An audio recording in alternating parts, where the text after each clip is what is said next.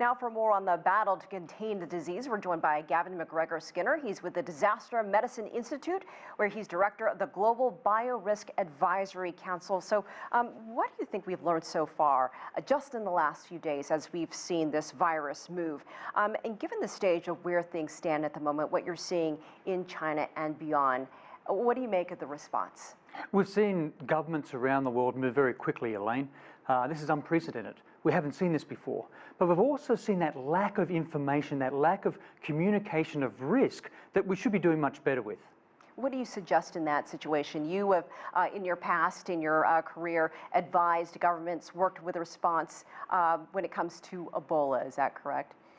Exactly. So I work with those high infectious diseases that really don't have a cure. And this new novel coronavirus is one of those diseases. It doesn't have a vaccine and it doesn't have a cure. We provide supportive care.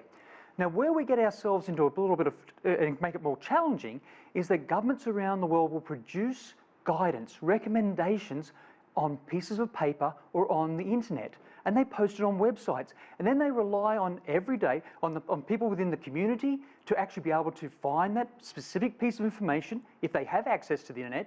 Then they have to read it. Then after they read it, they have to understand it. What we haven't done right now, where are the YouTube videos? Where is the how do I wash my hands for 20 seconds? How do I protect my face, my eyes, my nose and my mouth from getting infected from, say, a virus of any sort, but it's particularly this coronavirus? What advice do you have then? And who takes the lead on this? I mean, we've seen a lot come out from the World Health Organization. Should more be done? I mean, where do you start when you have certain places, they're swamped, they're busy trying to get this under control? How do you get to those videos, and how do you get to connect people and governments to make sure that people are informed? There's a number of ways that we don't leverage from other programs. For example, the Poison Center here in North America is a 1-800 number. Most mums and dads know that number, that they ring that number, and that number is manned 24 hours a day, 7 days a week. Every year we deal with respiratory illnesses, influenza, the flu, rhinoviruses, there are even coronaviruses out there that cause a mild case of respiratory illness every year. But for this, whenever we have like an Ebola or a new event or this new coronavirus, what we don't set up within any country is that 1-800 new coronavirus number where people can actually call the number and ask for, have specific questions, but ask for advice that makes sense to them. What disinfectants kill this virus? How do I use it? How do I clean and disinfect? How do I, if I'm not feeling well, if I've got a cough, we're trying to protect people when they cough and sneeze, but even when they're sick, they're going to be breathing out the virus. What should I be doing in my house if I have someone sick? Because with this new coronavirus, not everyone's going to go to hospital. The majority are going to receive care outside the hospital. The majority are going to receive care in their home. Where's the guidance for that? So they're okay to stay home. I mean, some of the less severe cases, people are able to recover at home. And to what you said, what disinfectant would you use? I mean, I personally want to know, is there a disinfectant that can be used to prevent the spread of coronavirus?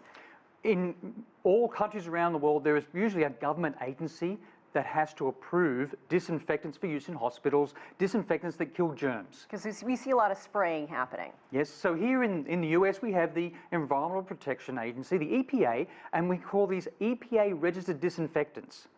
And on the bottle of the disinfectant, when you go to the pharmacy, when you go to the supermarket, when you buy it, on the label, it will tell you how to use it, but the writing's really small. And then it will tell you what it actually kills or inactivates. And again, that writing's really small. And the biggest challenge we have, not just here in the US, but around the world, people don't read labels. And then when we have a problem like this, no one says, all the disinfectants that kill coronavirus, we're going to put right at the front of the supermarket or right at the front of the pharmacy. And someone's going to stand there and tell you exactly how to clean and disinfect and how to use it. That information is missing. Clorox wipes? Yes. They'll work. What are you watching? And as you watch the progress, you know, we've seen 70 more new deaths in the last 24 hours. What happens if it becomes a pandemic? We're still a little bit a ways from that, but what are you watching for in the days ahead? Oh, I just want to ask, when you say Clorox wipes, if you actually pick up Clorox or Lysol wipes, it actually has the word coronavirus on the label. So people need to read those labels. At the moment, as we move towards a pandemic, that's just a definition. When it's a definition of the World Health Organization, they have 6 stages for, and we're probably, maybe at stage 5. We're seeing a spread of a disease that started in China, it's gone to other countries, but you're really only going to get it from someone who's traveled at the moment, and then it might spread to someone who's had very close contact through coughing and sneezing, or they've touched them and then touched their face and spread the virus that way. As those numbers start to increase in the countries, there's more transmission, that's when we'll lead to a pandemic. My concern then is that you're going to have a respiratory illness. Whenever I get a chest infection, I feel terrible. Do people know how to look after you and I? No, they don't. And we need to provide that information because there'll be so many people getting sick that if we tell everyone to stay home, how can they work? How do they make money? So we're going to have emotional, financial, physical, mental health problems that we need to be addressing. We're going to actually have to work as a community. If someone in my neighbourhood tomorrow got sick and was told to stay home for 14 days, the whole community that's not sick has to work out a plan of how to deliver food and water, have to make sure they can get their laundry done, and any other bills paid. And we need to work as a community to help each other, and we don't do that very well. Great advice. Hopefully everyone is listening to you. Gavin MacGregor-Skinner, thank you so much. Thank you, Elaine.